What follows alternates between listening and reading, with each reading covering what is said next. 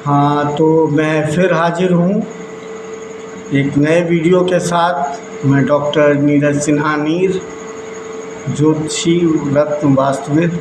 मैं आपके इस रत्न के कार्यक्रम में मैं अगली कड़ी में मैंने मूंगे के बारे में आपका परिचय दिया था आपको, और वो मूंगे के बारे में फिर अब किसको पहनना चाहिए और किसको नहीं पहनना चाहिए, इसमें भी बहुत सारी चर्चाएं ज़रूरी हैं, क्योंकि ज्योतिष जो है वो बड़ा विषय है और इसमें मेरी अपनी ये जिम्मेदारी है कि मैं आपको वो बताऊं जो ज़रूरी है आपके लिए। कभी कोई ऐसा दिक्कत हो जाए या कोई गलती से आपको बता दे या गलत तरीके से आपने पहन लिया है तो इसका नुकसान हो सकता है, लेकिन मैं कोशिश कर रहा हूँ कि आपको इसका नुकसान ना हो और आप बहुत ही विचार के साथ ही कोई रत्न धारण करें तो इसके आपको फ़ायदे होंगे। तो मैं स्वागत करता हूँ आप सभी का और मैं शुरू कर रहा हूँ। सबसे पहले मेष लग्न। मेष लग्न में आप जो है ये आपके हर प्रकार से लाभ करता है। तो मेष लग्न अगर आपकी है, आप अपनी कुंडली देख लें। अगर आपको पता है कि आपकी लग्न कौन सी है तो ठीक ही है, नहीं तो किसी ज्योतिषी से पूछ लें। मेष लग्न के लोगों के लिए मूंगा एक वरदान साबित हो सकता है। उनके जीवन को बहुत ही सुदृढ़ बना सकता है, उनके स्वास्थ्य को उत्तम कर सकता है, उनके रक्त संबंधित समस्याओं का निदान कर सकता है। इसलिए उनको बिना सोचे समझे मूंगा धारण कर लेना चाहिए। लेकिन मैं फिर वही कहूँगा कि आप अगर ज्योतिषी नहीं है तो आप सीधी सी बात है, आप बिना किसी परामर्श के इसको ना पहने, क्योंकि ये बड़ा नुकसान भी कर सकता है। तो इसके बाद है वृष लग्न। वृष लग्न में जो है ये आपके सप्तम और द्वितीय भाव का मालिक हो जाता है और जो वो आपके लिए नुकसानदेह है। यानी सप्तम भाव भी मार्केश होता है और द्वितीय भाव भी मार्केश होता है, तो दोनों को स्थान का मालिक है, इसलिए इसमें मैं सलाह नहीं दूंगा। हाँ, कभी कभी ऐसा होता है कि वो आपके कुंडली के ग्रहों के अनुसार हो सकता है कि आपको फ़ायदा कर रहा हो, तो वो आप जो चीज़ सलाह से पहन सकते हैं। इसके बाद मिथुन लग्न है। मिथुन लग्न में भी आपको ये पहनना नहीं चाहिए, क्योंकि मिथुन लग्न इसलिए नहीं पहनना चाहिए। पहली बात तो बुध का शत्रु है। बुध का शत्रु इसलिए माना जाता है क्योंकि बुध सौम्य है और ये क्रूर है, तो इसलिए ये बुध के शत्रु हैं। तो इसलिए मिथुन राशि बुध की राशि है और उसमें मिथुन लग्न जो है वो बुध का लग्न है, और इसमें अगर आप पहनते हैं तो ये आपको नुकसान कर सकता है। क्योंकि उसका रीज़न क्या है, क्योंकि ये आपके रोग और एकादश भाव का कारक है, और ये जो है वो थोड़ा सा आपके लिए बिना सलाह के किसी भी प्रकार से इसको धारण नहीं करना चाहिए। तो मैंने अभी जो बताया उसमें मेष लग्न अच्छा है। इसके बाद कर्क लग्न। कर्क लग्न क्या है कि कर्क लग्न में आप मूंगा धारण कर सकते हैं। ये आपके नवम दसम भाव का मुख्य कारक हो जाता है। तो जब आप इसको धारण करते हैं तो इससे आपका लाभ होता है। और इसमें कर्क लग्न वाले भी अगर उनकी कुंडली बिल्कुल कर्क लग्न की है और उनको कोई ऐसा स्थान पे गड़बड़ी नहीं है उनकी कुंडली में, तो वो मूंगा धारण करके बहुत सारे लाभ उठा सकते हैं। मूंगा और मोती आप ये समझ लीजिए, अगर एक साथ हो जाए तो ये धन का महायोग बनाता है और लक्ष्मी महालक्ष्मी योग बनता है इसके कारण से।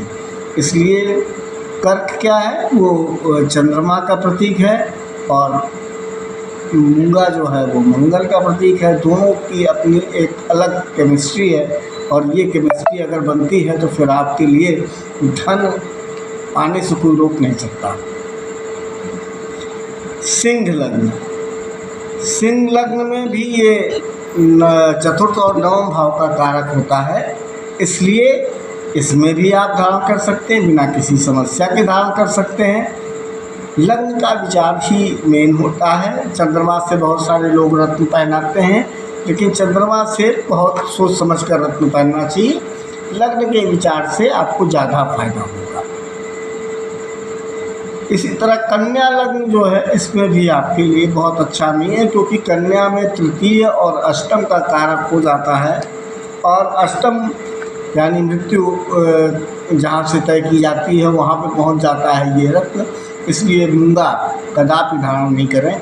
मेरा अपना विचार है कि कन्या लग्न वाले तो किसी भी स्थिति में मूंगा को धारण ना करें तो अच्छा रहेगा।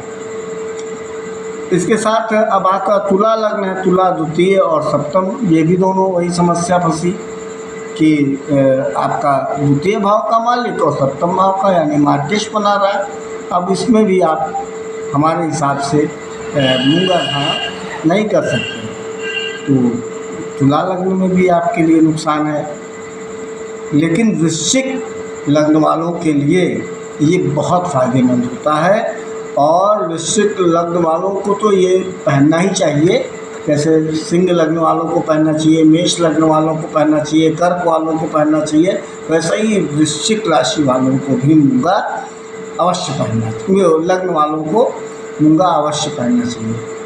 मैं राशि और लग्न के बारे में बाद में बताऊंगा एक बार, लेकिन ये आप समझ लीजिए। धनु लग्न में ये बहुत अच्छा रहता है, पंचम और त्रिकोण का कारक होता है, पंचम स्थान का और त्रिकोण का कारक होता है।